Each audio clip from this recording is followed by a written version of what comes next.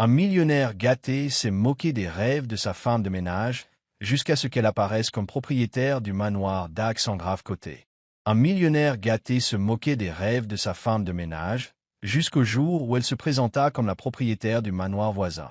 Tu crois vraiment pouvoir un jour posséder un endroit comme celui-ci?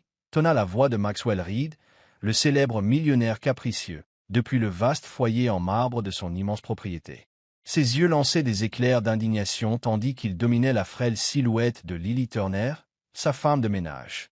À cet instant, leur différence de taille semblait criante. Maxwell était grand et large d'épaules, alors que Lily était menue, vêtue d'un uniforme simple, les mains calleuses après des années de travail acharné.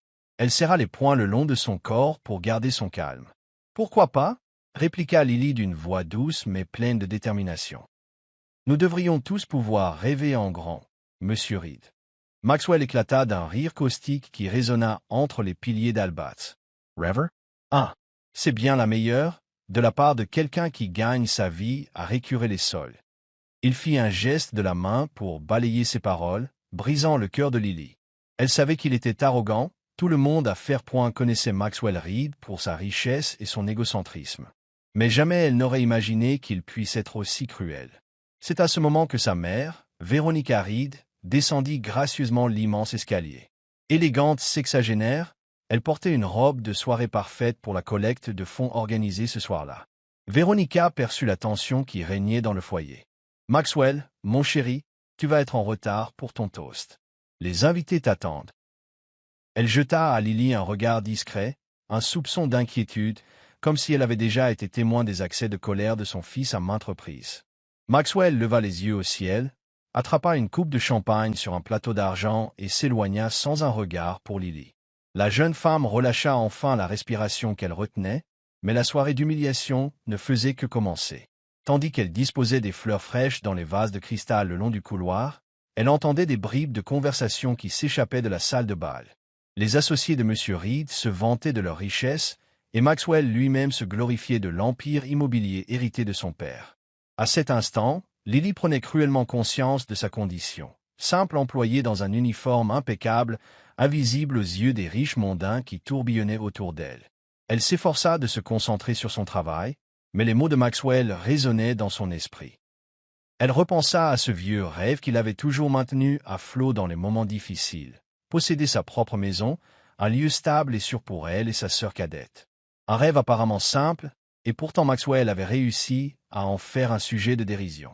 Plus tard dans la nuit, quand la fête toucha à sa fin et que les derniers invités s'en allèrent, Lily se retrouva à récurer les sols sous le grand piano dans la somptueuse salle de musique. Le piano luisait sous la lumière tamisée du lustre, et Lily s'arrêta un instant, effleurant du regard les arabesques délicates du parquet. Elle inspira profondément et redressa les épaules, se rappelant pourquoi elle travaillait si dur. Lily, la voix douce de Veronica rompit le silence. Lily leva les yeux et aperçut la femme plus âgée dans l'embrasure de la porte, la mine véritablement inquiète. « Oui, madame ?» demanda Lily, se relevant, le chiffon encore à la main. Veronica s'approcha d'elle. « J'ai entendu ce qu'il s'est passé dans le foyer plus tôt. Je te prie de m'excuser pour le comportement de mon fils. » Elle serra les lèvres, comme si elle peinait à dire davantage, puis laissa échapper un léger soupir. « Prends congé pour ce soir. Tu as déjà suffisamment travaillé. » Et Lily, elle marqua une hésitation. « Ne laisse pas la cruauté de Maxwell éteindre tes rêves. » Sa gentillesse faillit faire couler les larmes de Lily. D'une voix tremblante, elle remercia Veronica et quitta la somptueuse salle de musique. Ses pas résonnèrent sur le marbre immaculé tandis qu'elle traversait la grande demeure pour regagner sa modeste chambre au-dessus du garage. Dehors, la lumière des étoiles scintillait sur le parc soigneusement entretenu, et Lily sentit un élan d'espoir naître dans sa poitrine. Peut-être que dans une autre vie, elle aussi aurait pu s'élever au-dessus de ces obstacles. Elle s'accrocha à ce sentiment en s'endormant, résolue à ne pas laisser les pics de Maxwell miner son esprit à jamais. Cette nuit-là marqua le début d'un tournant dans la vie de Lily. Elle avait toujours su que travailler chez Maxwell Reed n'était qu'une étape, une opportunité pour mettre de l'argent de côté, aider sa sœur et tirer des enseignements sur les subtilités de la vie. Mais les paroles méprisantes de Maxwell allumèrent en elle une étincelle de défi. Elle refusait de se résigner à passer le reste de ses jours à laver des sols et à ranger après des soirées extravagantes. Dans le silence de la nuit, alors que le manoir dormait, Lily prit la ferme résolution de ne jamais abandonner ses ambitions, aussi irréalisables qu'elles puissent sembler. Elle prouverait sa valeur à des gens comme Maxwell et leur montrerait que les rêves, même les plus audacieux, appartiennent à tout le monde. Ainsi commença une aventure épique qui mettrait à l'épreuve sa détermination et l'entraînerait sur une voie qu'elle n'aurait jamais imaginée. Le lendemain de cette confrontation décisive, Lily fut réveillée par le chant des oiseaux juste sous sa fenêtre. Elle resta un instant allongée, repassant la scène avec Maxwell dans sa tête. D'ordinaire, elle aurait enfoui ce genre d'incident sous ses tâches quotidiennes. Mais quelque chose avait changé en elle. Sa détermination s'était comme forgée dans l'acier. Elle se redressa et accueillit la journée avec un regain d'énergie. Il y avait du travail à faire, et elle avait toujours eu à cœur de bien l'accomplir. Une fois vêtue de son uniforme soigneusement repassé, elle entra dans la demeure principale. Le grand foyer portait encore les traces de la fête de la veille. Des coupes de champagne abandonnées, des confettis épars et des roses à demi fanées. Elle se mit à nettoyer et à ranger, ses mains s'affairant de manière méthodique tandis que son esprit vagabondait vers des perspectives plus grandes. Maxwell n'était nulle part en vue, ce qui était un soulagement. Elle entendait toutefois des voix étouffées en provenance de son bureau, sans doute des négociations d'affaires ou des ventes immobilières. On racontait que Maxwell tentait de surpasser un vieux rival de la famille en achetant tous les biens de luxe disponibles sur la très huppée Lakeview Drive à Fairpoint. Lily s'efforça de ne pas trop y penser en faisant disparaître jusqu'au dernier confetti. L'idée de Maxwell paradant encore avec sa fortune ne ferait que la contrarier. Plus tard dans la journée, alors qu'elle époussetait les cadres d'art dans la galerie du manoir, Véronica la surprit en entrant silencieusement, sa longue robe frôlant le sol ciré. « Lily, j'aimerais te proposer quelque chose. » Lily se figea et se tourna prudemment sur son escabeau, les yeux pleins de curiosité. Véronica tenait dans sa main un petit prospectus, une publicité pour un atelier local sur le développement d'entreprise. « Cela pourrait t'intéresser, dit-elle doucement, tendant le feuillet. Lily le prit et parcourut le texte. Il s'agissait d'un séminaire gratuit sur l'entrepreneuriat, organisé par le Centre communautaire de Fairpoint. Quelque chose s'agita dans la poitrine de Lily, un frisson d'excitation ou au moins la promesse d'une possibilité. Elle ne s'était jamais vue comme chef d'entreprise, mais elle avait toujours cru en sa capacité à apprendre, à s'adapter et à travailler avec acharnement. « Merci, madame, » murmura Lily, sincèrement reconnaissante. « Je ne sais pas comment vous remercier. » Véronica sourit, et l'espace d'un instant, son regard se perdit au loin, comme si elle retrouvait en Lily l'écho de sa propre jeunesse. « J'espère que cela t'aidera. » fit-elle en serrant la main de la jeune femme. « Tu mérites mieux que des moqueries sur tes ambitions. » Pendant les semaines qui suivirent, Lily concilia son travail quotidien au manoir et sa participation à ce séminaire. Elle découvrit la planification d'entreprise, l'établissement de budget, le marketing et l'importance de bâtir un réseau. Chaque nouvelle connaissance alimentait la flamme de ses aspirations. Elle rentrait chaque soir dans sa petite chambre au-dessus du garage, le carnet rempli d'idées. Maxwell, lui, ne se doutait de rien. Il était trop accaparé par ses acquisitions immobilières et par ses soirées mondaines où il se vantait de ses deals. Lily le croisait parfois, et il profitait alors de l'occasion pour la narguer. « Alors, tu es toujours là? Si tu es si certaine d'acheter un manoir, tu ne devrais pas être ailleurs? À t'élever un peu ?» Elle ne réagissait pas à ses provocations. Elle se contentait de sourire poliment et de poursuivre ses tâches, rassurée de savoir qu'elle était bel et bien en train de faire quelque chose de plus grand. Mais sans qu'il s'en doute. Un soir, Lily fit preuve d'une détermination plus manifeste encore. Après avoir fini ses corvées, elle se rendit au centre-ville pour un événement organisé par le séminaire, une soirée de présentation de projets pour les aspirants entrepreneurs. Lily monta sur la petite estrade, le cœur battant à tout rompre, et présenta son concept d'agence de services d'entretien ménager de luxe, dédiée aux riches propriétaires de Fairpoint. Bien que le public fût modeste, on sentit la passion dans ses mots. Elle expliqua connaître de l'intérieur les exigences d'une clientèle fortunée et exposa comment son agence, une fois lancée, pourrait révolutionner le management des résidences de luxe, efficace, respectueuse et d'une discrétion absolue. Elle réussit à impressionner un représentant de banque locale présent ce soir-là, qui l'approcha pour discuter d'un éventuel prêt. En sortant du centre communautaire, Lily se sentait légère, comme si un nouvel horizon s'ouvrait devant elle. Cette lueur d'espoir la réconfortait, malgré l'ombre persistante de Maxwell au manoir. Elle se surprit même à imaginer le jour où elle quitterait pour de bon les portes de la résidence Reed, la tête haute, sans le moindre regret. Cependant, Lily savait qu'un long chemin semé d'embûches l'attendait encore. Les rêves et la promesse d'un prêt ne suffiraient pas seuls. Il lui faudrait une persévérance inébranlable, un soupçon de chance et peut-être un ou deux alliés. Au fil des mois, Lily se rapprocha peu à peu de son but. Le jour, elle s'acquittait consciencieusement de ses tâches au manoir Reed, et la nuit, elle élaborait son business plan. Jour après jour, elle se constituait un réseau discret mais solide. D'anciens majordomes, chauffeurs, employés de maison, tous convaincus que les services au domicile de luxe pouvaient être menés avec plus de dignité et de respect. De son côté, Maxwell s'enfonçait toujours plus dans sa frénésie compétitive. Son envie d'écraser l'ancien rival familial le poussait à prendre des risques financiers plus audacieux. Il accumulait achat sur achat. Il ne vivait plus que pour se vanter de ses acquisitions. Il organisait de somptueuses réceptions pour étaler ses réussites immobilières. Véronica, de plus en plus inquiète, s'alarmait de ses dépenses démesurées. Maxwell écartait ses mises en garde, certain que ses ressources, a priori illimitées, le mettraient toujours à l'abri. Un après-midi, Lily venait de terminer de polir l'argenterie dans la salle à manger quand Maxwell déboula, le téléphone serré dans sa main soignée. « Où est ma mère » cria-t-il, les yeux exorbités de rage. « Elle est sortie, monsieur. » répondit Lily, un brin d'inquiétude dans la voix. « Elle m'a dit qu'elle rentrerait ce soir. » Ridicule. Maxwell se mit à faire les 100 pas, ses pas résonnant contre les murs. « Je lui ai dit qu'on devait discuter d'une affaire urgente concernant mon prochain achat. » Il jeta un regard noir à Lily. « Je sais que tu lui parles. Si tu la vois, dis-lui que je ne plaisante pas. » Lily haussa légèrement un sourcil, tâchant de rester respectueuse. « Bien, monsieur. »« Ne me réponds pas bien, monsieur. » trancha-t-il, avant qu'une seconde vague de colère ne l'envahisse. Il se tourna vers elle, furibond. « Qu'est-ce que tu peux bien comprendre à tout ça? Tu n'es qu'une bonne qui ramasse miettes et poussières. Tu n'as certainement pas de sous en poche. » L'estomac de Lily se noua, mais elle refusa de baisser la tête comme autrefois. « Je n'ai peut-être pas votre fortune, monsieur Reed, rétorqua-t-elle calmement, mais j'ai travaillé pour tout ce que je possède. » Le ton posé de Lily, son courage, froissa l'ego de Maxwell. « Ah » hurla-t-il. « Continue de rêver, Lily. Si tu tiens à perdre ton temps dans des chimères impossibles, libre à toi. » Son rire méprisant laissa dans l'air un goût amer tandis qu'il s'éloignait.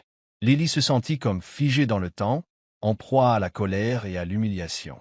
Mais elle s'accrocha à l'idée qu'elle bâtissait quelque chose de concret, et cette pensée lui donna la force de tenir bon. Ce soir-là, Lily reçut un appel urgent du représentant bancaire qui s'intéressait à son projet. Le cœur serré, elle s'isola dans sa chambre pour lui parler en toute discrétion. « Mademoiselle Turner, le comité est en train d'étudier votre demande de prêt. Il demande des données financières plus détaillées et une analyse de marché approfondie. Il suggère également que vous apportiez une garantie personnelle pour renforcer votre dossier. » Les doigts de Lily se crispèrent sur son téléphone. Elle avait quelques économies, mais une garantie. « Tout ce que je possède, c'est ma voiture et un petit compte épargne, » admit-elle, la voix basse. « Ça risque de ne pas suffire, prévint l'agent, bien que son ton restât bienveillant. Vous devriez peut-être envisager un co-emprunteur, quelqu'un qui pourrait se porter garant. »« Merci, » murmura Lily, avant de raccrocher, le cœur lourd. Son regard balaya sa petite chambre ordonnée. Ses yeux s'arrêtèrent sur la photo de sa sœur cadette, Alana, qui étudiait dans une autre ville. Depuis la mort de leurs parents, Lily s'était jurée de soutenir Alana, de payer ses études, quoi qu'il en coûte. Et voilà que ses propres ambitions se heurtaient aux exigences bancaires. L'injustice de la situation la frappait de plein fouet. Déterminée à ne pas laisser passer cette chance, Lily prit son courage à deux mains et se confia à Véronica le lendemain du dîner. La dame se trouvait dans la bibliothèque, près d'un feu crépitant, examinant des documents liés à la gestion du patrimoine. « Madame Reed, » commença Lily d'une voix qu'elle s'efforçait de garder stable. « J'ai besoin d'un service. » Véronica ôta ses lunettes et leva les yeux. « Dis-moi, ma chère. » Lily expliqua la situation, hésitant au début. Elle parla de son idée d'agence de services ménagers, de la quasi-approbation du prêt et de la nécessité d'une garantie. Quand elle se résolut à demander à Véronica si elle accepterait d'être sa co-signataire ou de lui offrir une garantie, son cœur battait à tout rompre. Véronica resta silencieuse plusieurs secondes, le regard traversé par diverses émotions. Puis, d'une voix douce, elle dit « Je sais à quel point tu travailles dur, Lily. Je connais ta valeur. Je serais honoré de t'aider. » Elle marqua une pause, les lèvres pincées. Cependant, une grande partie de mes biens est étroitement liée à l'héritage du père de Maxwell. Je dois d'abord consulter un avocat pour voir comment procéder. Une bouffée de gratitude et de soulagement envahit Lily. Merci, Madame Reed. Je ne sais pas comment. Véronica leva la main pour l'interrompre en douceur. Je crois en ton projet, Lily. Et si cela ne fonctionne pas, nous trouverons un autre moyen. Pour la première fois depuis longtemps, Lily laissa couler quelques larmes de reconnaissance devant quelqu'un. La lueur des braises éclairait la bibliothèque d'une douce lueur, et au creux de cette chaleur, Lily eut l'impression que l'univers se penchait enfin en sa faveur.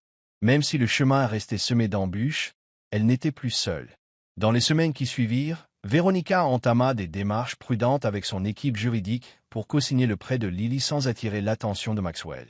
Le manoir bruissait de rumeurs au sujet de ses réunions confidentielles et de ses appels téléphoniques.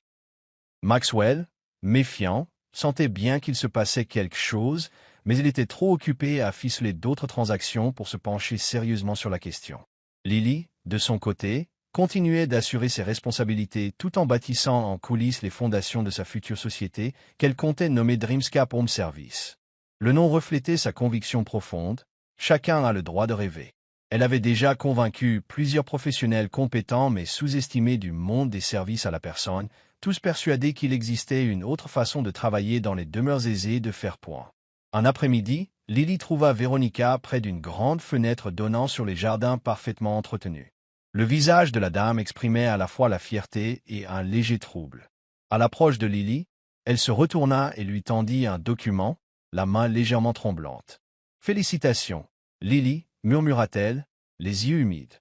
« La banque a approuvé le prêt, et c'est une belle somme.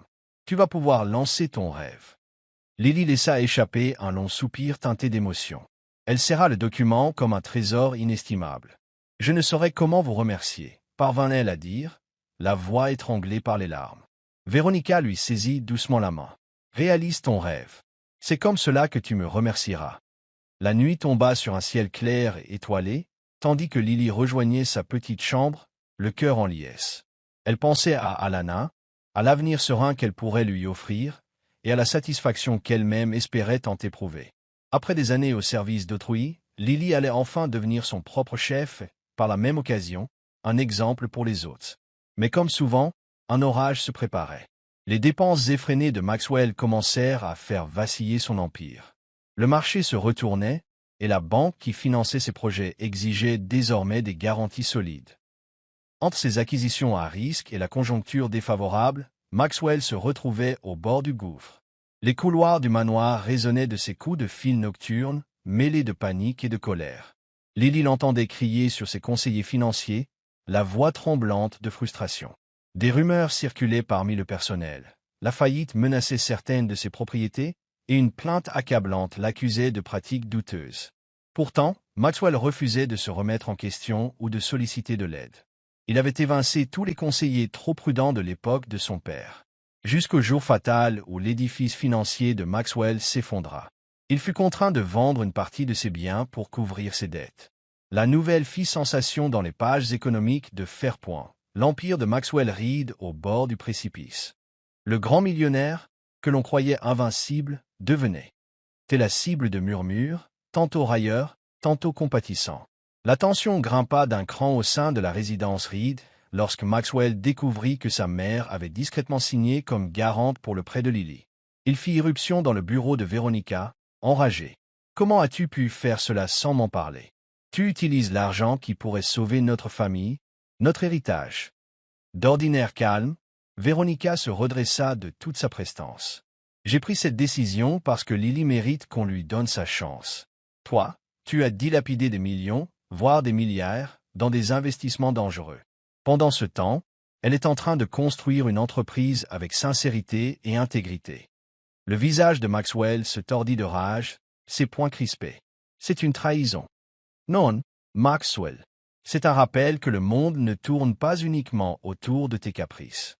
Sur ces mots, elle mit fin à la conversation. Furieux, Maxwell quitta la pièce en trombe. Dans le couloir, il croisa Lily. Elle hésita un instant, puis se redressa fièrement, plantant ses yeux dans les siens.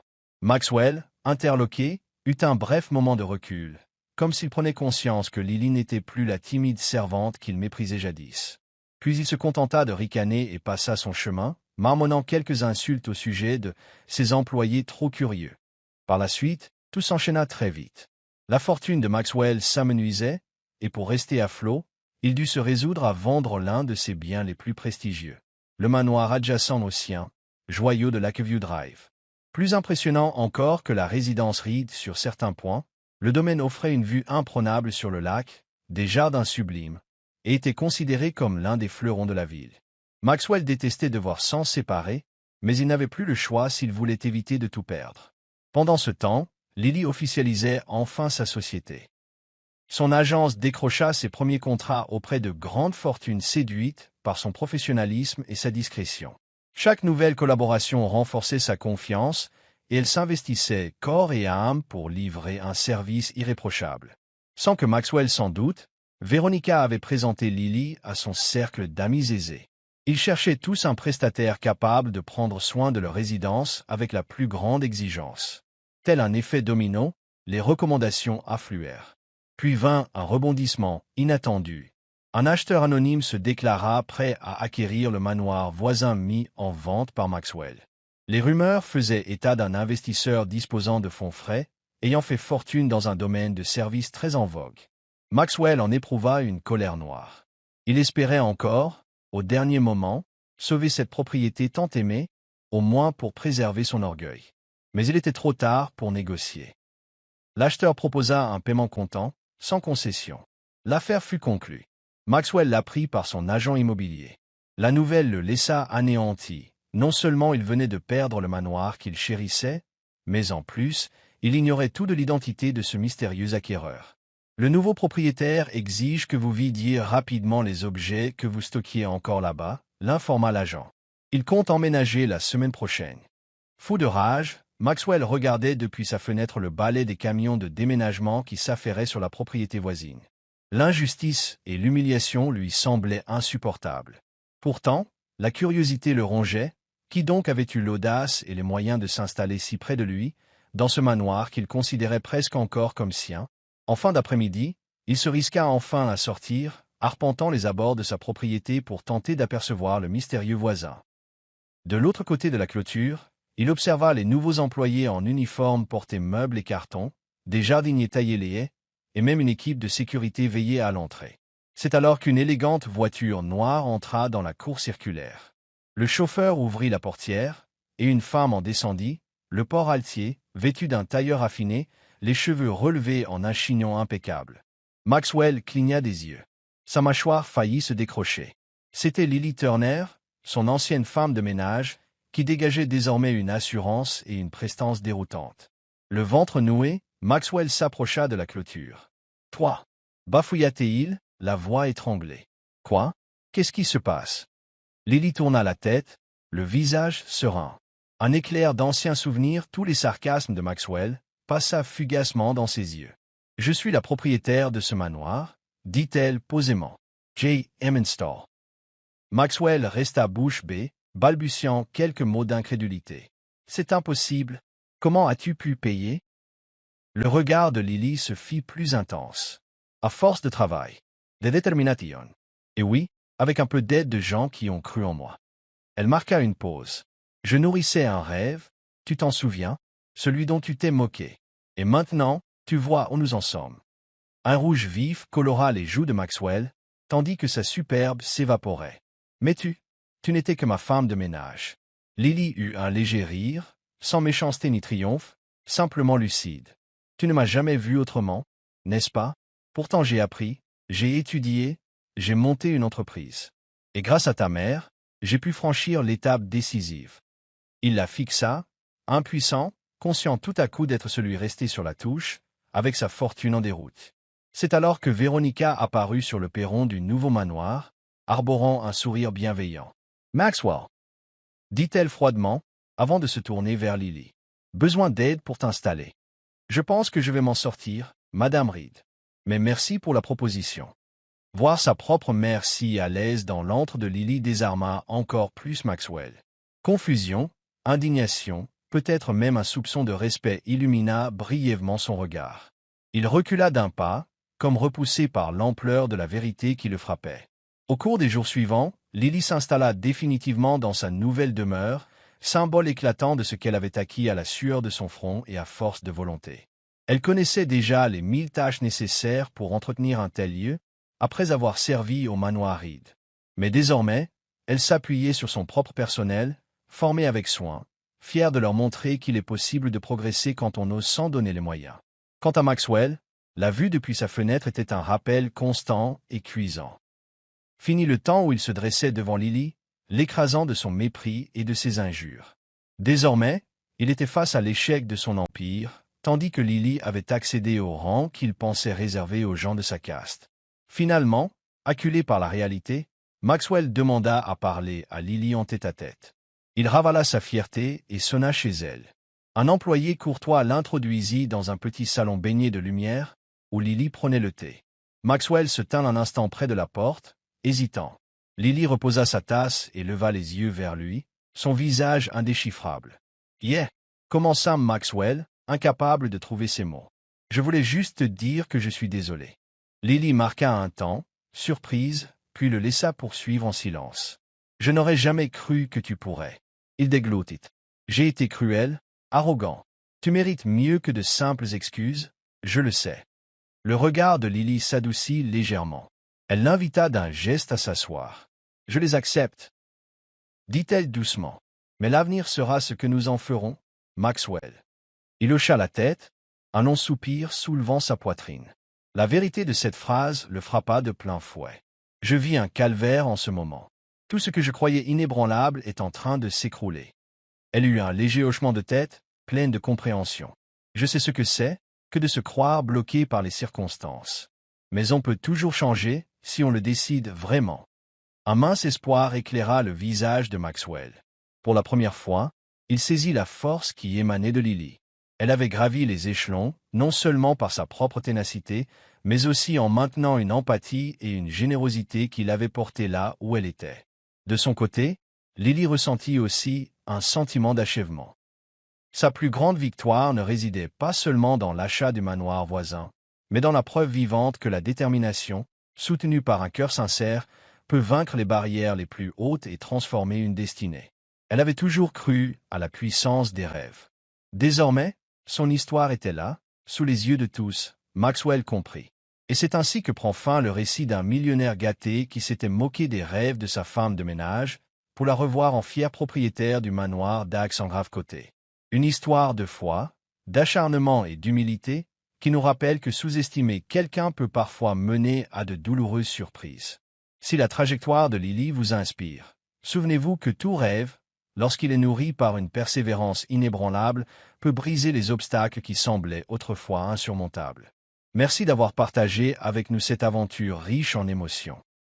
Pour d'autres récits édifiants et de belles leçons de vie, abonnez-vous à la chaîne Soul Steering Stories, où nous vous proposons des histoires qui touchent le cœur et enflamment l'esprit. Et surtout, n'arrêtez jamais de rêver.